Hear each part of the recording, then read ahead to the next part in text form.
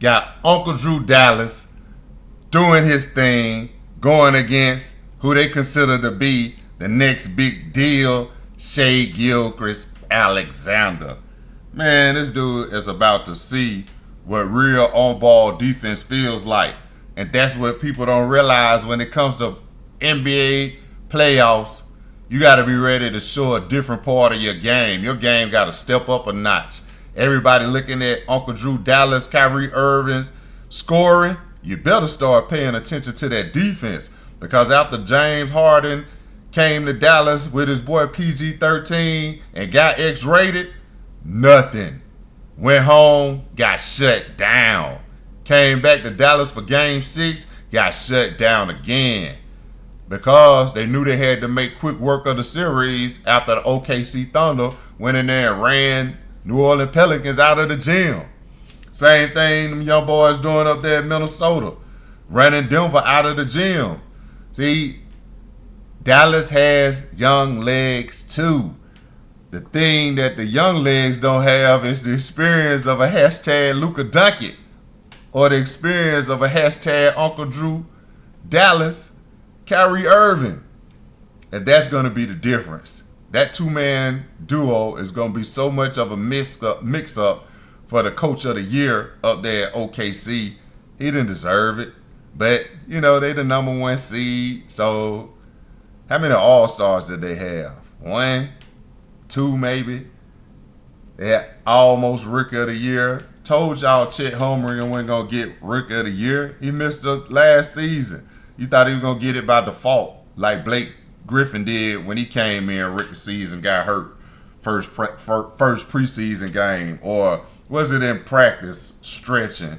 Blake Griffin got hurt. He probably was hurt when he came out of Oklahoma, but that's a story for a different time. Because we're talking about Chet Holmgren getting hurt last season, so he had to forego that as a rookie season. Come back this season, start a couple of blocks in, number one in the NBA for blocks in the playoffs with 2.7, almost 3 blocks a game. That's what he's supposed to do. The dude's 7'3". But no one's going to be going at him with a straight up shot. We got head fakers. We got the Wizards with the ball. Uncle Drew Dallas is about to make them keep Chet Holmgren on the bench in the playoffs. You're about to see how ineffective he is as a big man. The same garbage game he had when he was in college. That's why nobody knew who he was until they showed the highlights of him. They like, OKC taking this dude number 3? Ain't nobody even knew who he was. And you still don't know who he is. The only reason you know who he is because of Victor Wembanyama winning the Rookie of the Year. Same bill, similar bill. Both of them essentially first-year players. And how you going to give Chet Holmgren Rookie of the Year when Victor Wembanyama down there in San Antonio carried his team? Chet Holmgren didn't carry his team. He probably came in they were almost at the All-Star break once he first started playing with them. So let's be realistic about some of our expectations. We understand that Chet Holmgren, he got that corporate color that you look for. But let's be realistic when it comes to some of those stats.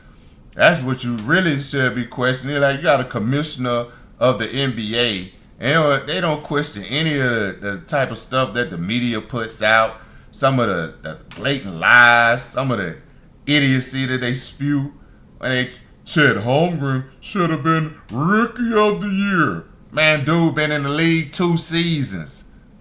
This Victor Wembanyama first touching NBA soil, going against a dude who rehabbed against NBA players last season to try to get them ready for this season. So, man, miss us with that BS. Victor Wembanyama is the Rookie of the Year. Chet Holmgren is about to be exposed. And if he has a good series, more power to him.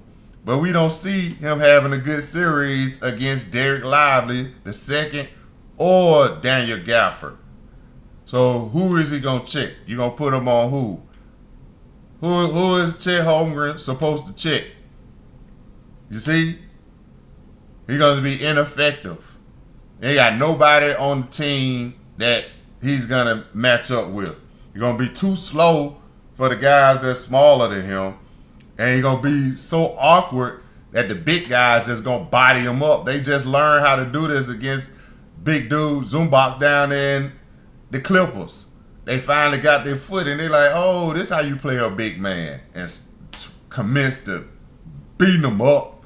Alley-oop, alley-oop, alley-oop, alley-oop, alley-oop, alley-oop, alley-oop, alley-oop. Chet Holmgren is a bomb. They about to show you how ineffective Shea Gilgeous-Alexander game is, man. Charles Barkley right. They may have, Jalen Williams may be the only one that gets off. That's what it is. That's why he was, almost 6th man of the year. He wasn't almost 6th man of the year. So, that's why they're going to fall short, because they almost good enough. They're not good enough. This Luka turn.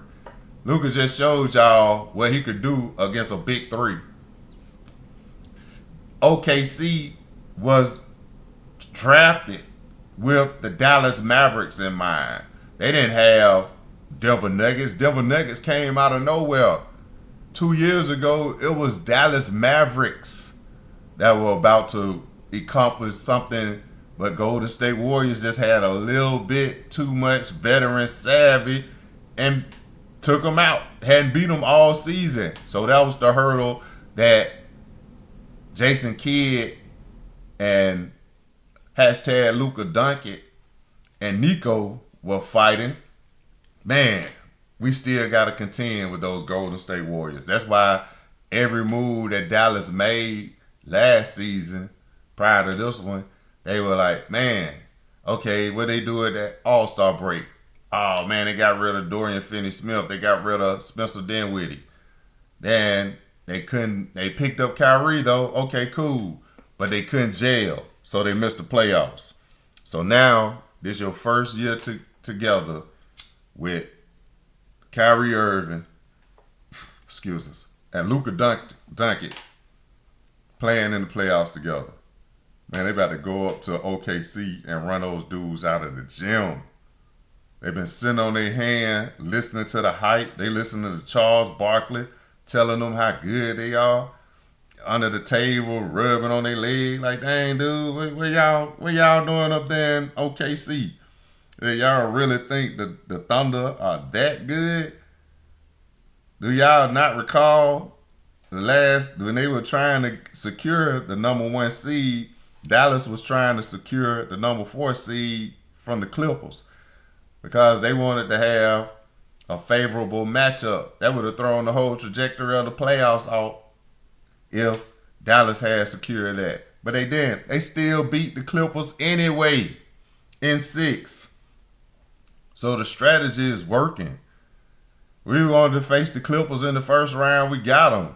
We didn't want to face, that's what the figureheads were saying. They didn't want to face the Denver Nuggets, the world champion Denver Nuggets, the reigning champion. All the figureheads in Dallas, we don't want to see Denver. We don't want to see Denver. That's because you don't want to be challenged.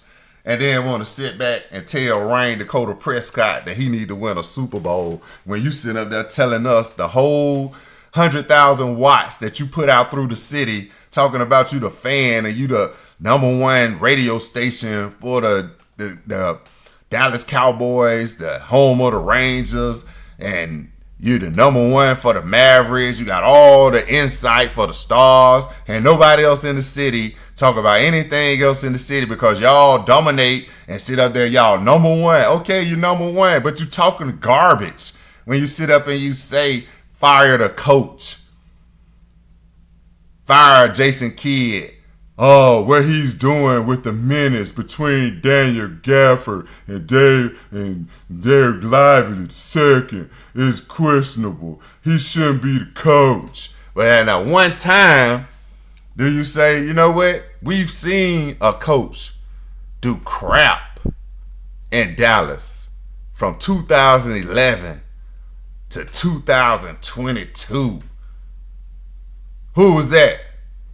Man, Rick Carlisle is a great coach. He's a great coach. Why you think the only team that was willing to take him back was Indianapolis? He could not have gotten another job in the NBA if it wasn't the old good old boy society.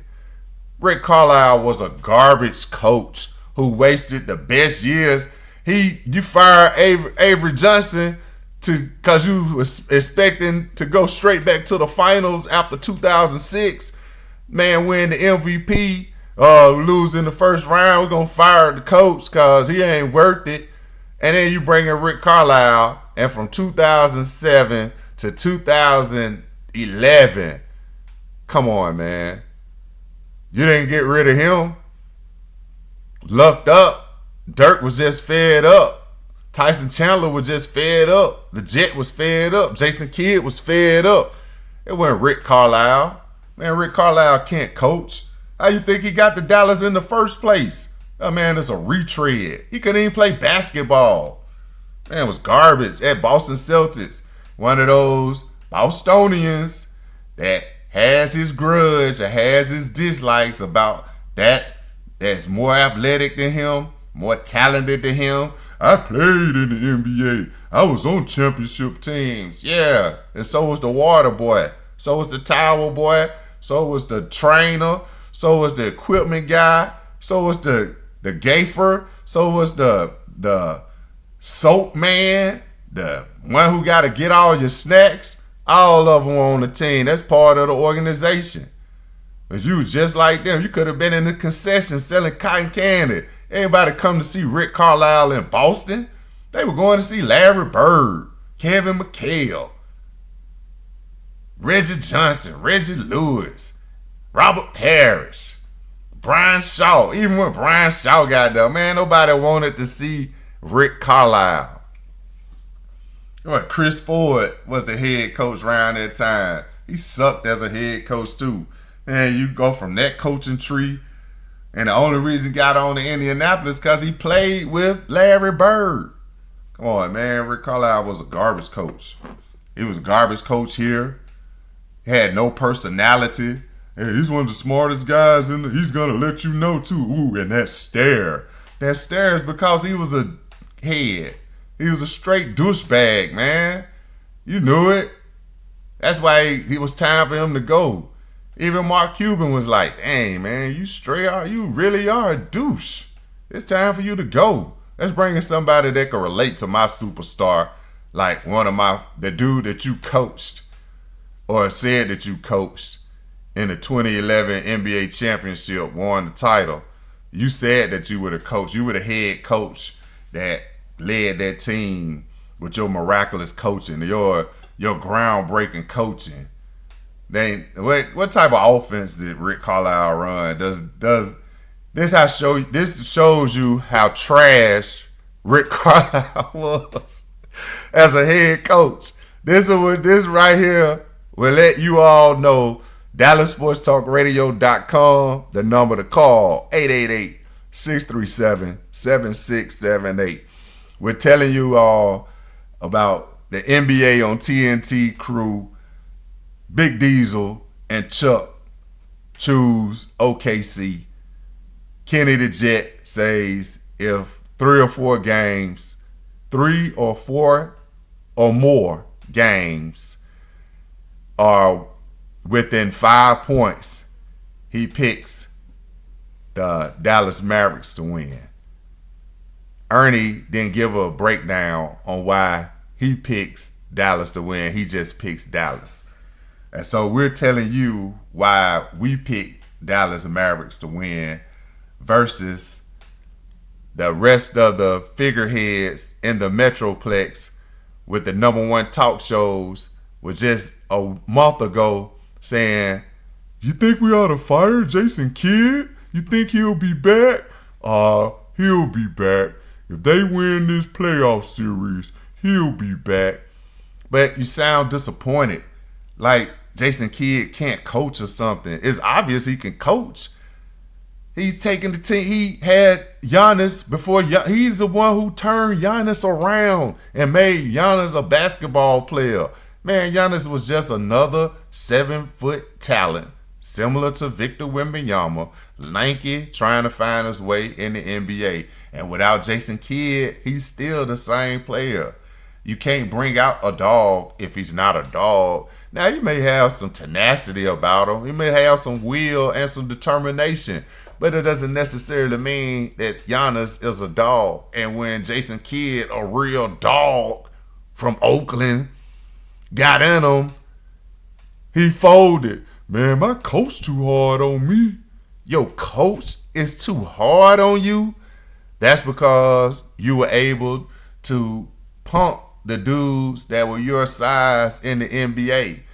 They looking at you. They know you can't play. They know you can't shoot. They just know, damn, that dude long, man. He got them elbows. He throw them bows. He throws those knees. He does all the unorthodox stuff. And then they trying to compare him to Kareem Abdul-Jabbar.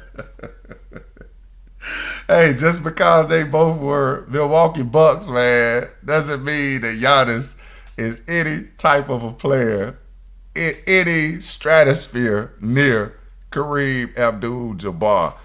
Giannis will not play 20 years in the NBA. Giannis will not hold a record for scoring at any time in the NBA. No time. None. 7'3", he ain't gonna score enough to be number one unless they just let him sit in the lead till he's 60. The number to call, 888-637-7678. Subscribe, engage, like, connect with us on social media at Dallas Sports TA2, fastest growing talk radio show in the Metroplex. Always local, always live, Monday through Friday between 9 and 3. There is no debate. Number one talk radio show dedicated to superstars from the Metroplex. If you like it, we watch it. If you missed it, we will talk about it. Coming up next, we're going to break down the Clippers defeat. What does that mean for Tyronn Lue besides going fishing with his boy PG-13 and Kawhi off the Kauai coast of California? They rumoring that Tyronn Lue may be walking straight down the hallway and joining the Lakers. Now, if that happens, we'll give you our opinion on that rumor right after this break.